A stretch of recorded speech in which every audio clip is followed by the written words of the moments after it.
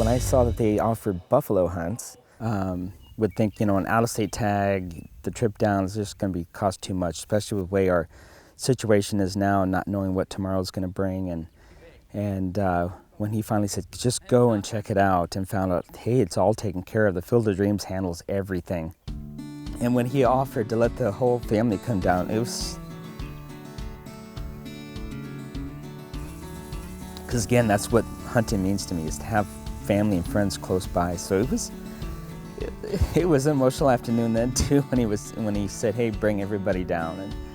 And I can't thank Tom and the Field of Dreams enough.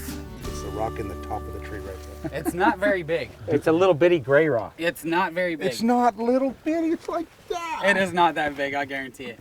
I'll tell you, it takes a real stout person to be able to say, you know what, to hell with this disease. I'm gonna go hunt with my pal, my hunting buddy Josh, and I'm gonna bring my family, and we're gonna have a good time.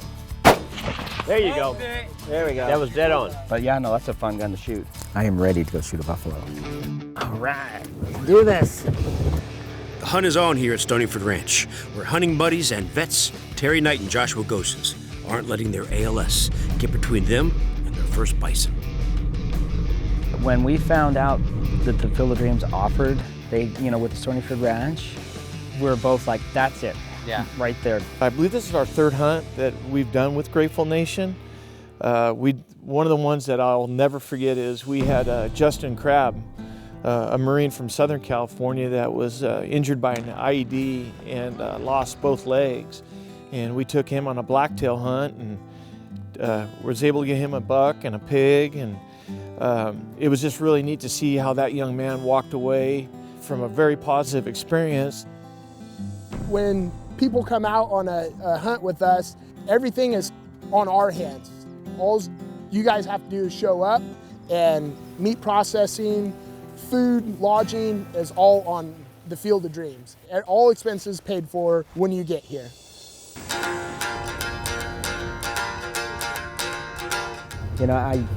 It's hard to even think about the fact that, this is something that not everybody gets to do, to come and hunt a bison. We have a few hundred head of bison that kind of come from a few different states, but the bulls that we're going to be harvesting today are from Wyoming. And they're 4-year-old bulls. They're just a true trophy animal. And now I'm a little bit, thinking, geez, as fast as they go and have taken off, and this is going to be a lot harder than I thought it was going to be. Terry's been an avid outdoorsman since, well, he was 7 years old, and tagging along behind his dad. In high school, he joined the Navy's Sierra Mariner program, and with many impressive trophies to his credit, he's been hooked on the sporting life ever since. That night when I heard about it, I went home and said, Mom, Dad, I want to join the Navy now, but you have to sign for me.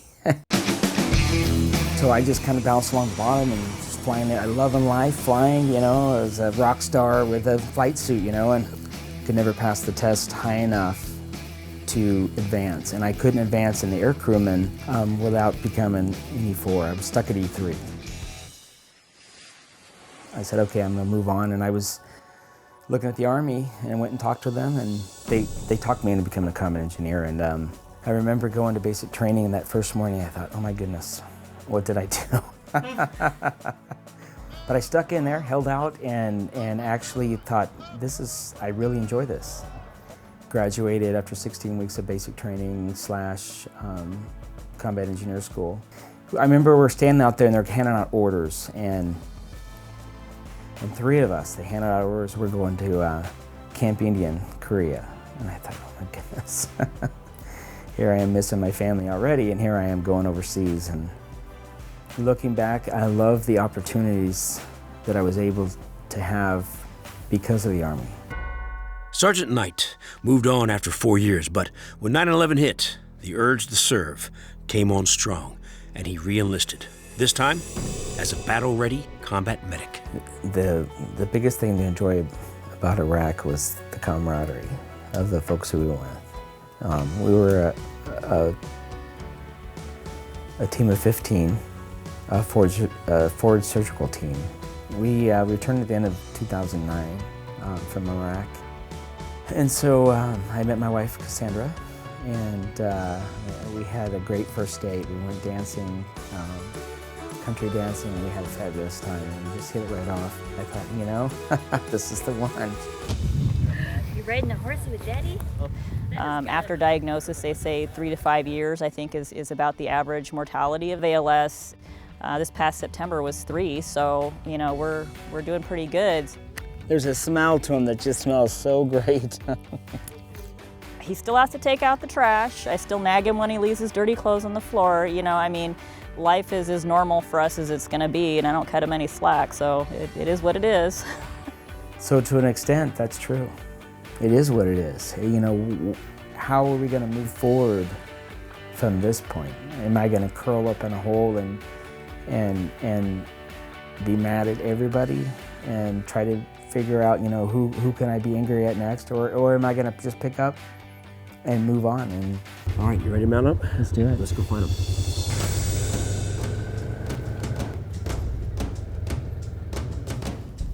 And we get into position, and we're moving down and set up his sticks and looking at this bison herd here. So it's almost surreal, you know, looking at this and knowing that that's the animal we're gonna harvest. And You have to make sure you get the right bison. You have to make sure that there's no other bison from a calf to a cow behind him. It was 45 minutes, an hour, hour and 15, up and down. And oh, he's bedding. Lay down. it was a bit of a waiting game. So when he stands up and we get some daylight behind him and he's free and clear, you can take the shot, okay? And then we waited. He gets up, he gets down. He gets up, he spins around, lays back down. So when he stands up and we get some daylight behind him and he's free and clear, you can take the shot, okay? Just be ready. Yeah, that's him. Gotta wait till the two clear behind him though. And then when he finally decided to get up, it was time. As soon as he's clear, you got the green light, okay? As he comes around, he's gonna go broadside. You ready? I'm ready. Okay, you got a shot. You're just behind the shoulder. Take it, take him. Hit. Perfect shot. The bison was hit, and they can absorb so much. And that Federal 300 Win Mag and that 180 grain, that trophy copper, just performed outstanding. And just that bison just moved a little bit, walked a little bit, and just it was like boom. If they have a wounded bison in the herd, the other bison all come around them and nudge him up or see what's wrong with him. And one shot, that Savage 300, and this Federal bullet right here just took one whack and he was down. And it was gorgeous. Say bison burger. Bison burger. This is a magnificent bull bison here. Look how huge this is. You guys couldn't even move his head. Undoubtedly, these are some of the finest buffalo you're going to find anywhere. Hunting a bison was everybody's dream to be able to do. With one clean shot, Terry secured 800 pounds of bison meat and a massive trophy mount, all courtesy of Field of Dreams. Now, his fellow vet and ALS battler, Josh Goessens, is on the hot seat. That setup works pretty well for you, doesn't it? Yeah, it takes all the shakiness out of my hands and fatigue in my arms. Having what I have now, hunting is like, it's a release. It escapes from the realities of today. Does it feel good? I'll do it sitting, but yeah. I'm nervous, I'm shaking, I'm ready.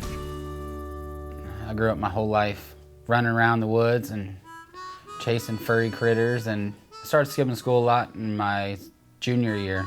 My mom pretty much, she gave me an ultimatum. Either she was gonna pull me out of school because I wasn't gonna pass anyways, or I could go to military school.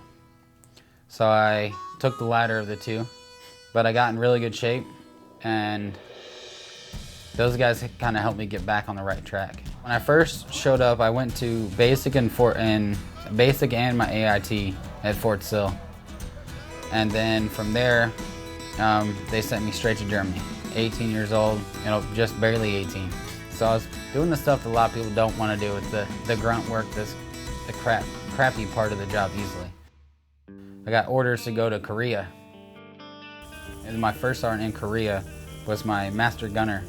here at Fort Lewis. As soon as I got there, it was like, I want this guy in my unit. So, as you know, a brand new E5 put me in a chief position, which is usually like an E6. So I kind of made the drive in me to be better even more, because now I had soldiers under me. From there until, pretty much until the day I got out, I was a launcher chief.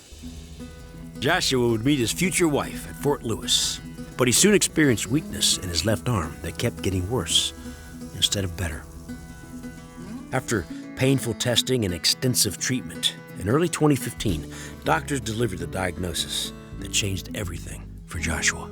He said that you have a motor neuron disease consistent with ALS. So I was like, oh, well, here's the cards I've been dealt. Beautiful country right now. This disease is crippling. Like, I can't do simple things like put deodorant on anymore. You know, brushing my teeth is a labored activity. I've got my wife. My wife helps. She's a beast. She does a lot for me. She knows that it's something I'm passionate about and enjoy. There's no feeling sorry for themselves. There's no poor me. There's nothing other than they want to live their life until they die. They want to live their life in a way that they choose until they can't anymore. Let's go boys, let's get smelling up. Like I've said before, don't wait to do stuff.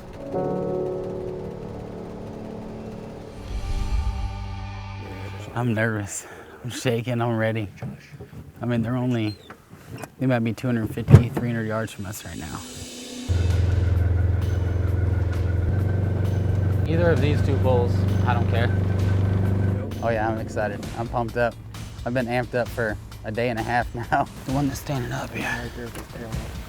And because he's not able to move as much or as far as Terry is, we had to get him closer with the vehicles and get him out. You're 91 yards, buddy. All right. That one with the butt to you. Set it up a little bit. All right. I put my arm up. Getting the jitters. We had an adaptive brace for him for his rifle, for his Savage rifle, and that got left behind in one of the vehicles, and we didn't have time to go back and get it. So, because there was the bull. I'm losing my strength as we speak. Oh, my fingers. I'm freaking out.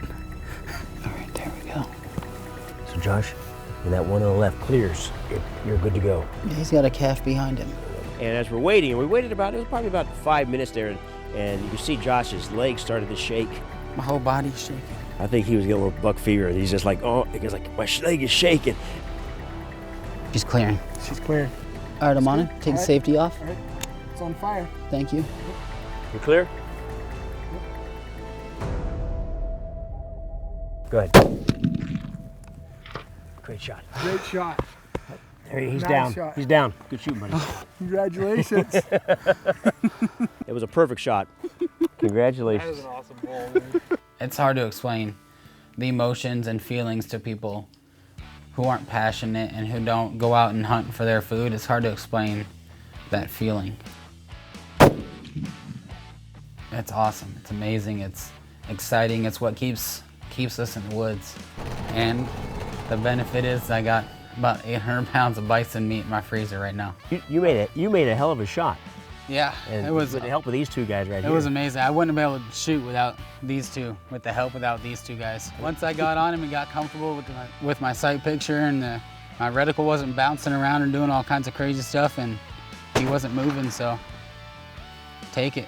And to see the smile on his face, and he was just, I can't explain that smile on his face. This is awesome. Look at that. Jealous, dude. They still have a great positive attitude, even though that the disease has taken the path that it's taken. Everybody here, Tom and his family, and the rest of the guys from the Field of Dreams have just been outstanding. The experience, it's about putting meat in the freezer, ethical, quick kills. Couldn't ask for better. Friends, family, there ain't nothing better. We've made some good friends and family this trip. Yeah. Like all American soldiers, Joshua and Terry stand tall and unbowed in the face of peril. And with friends, family, and folks like Field of Dreams, their bravery will live on and forever in the hearts of a grateful nation.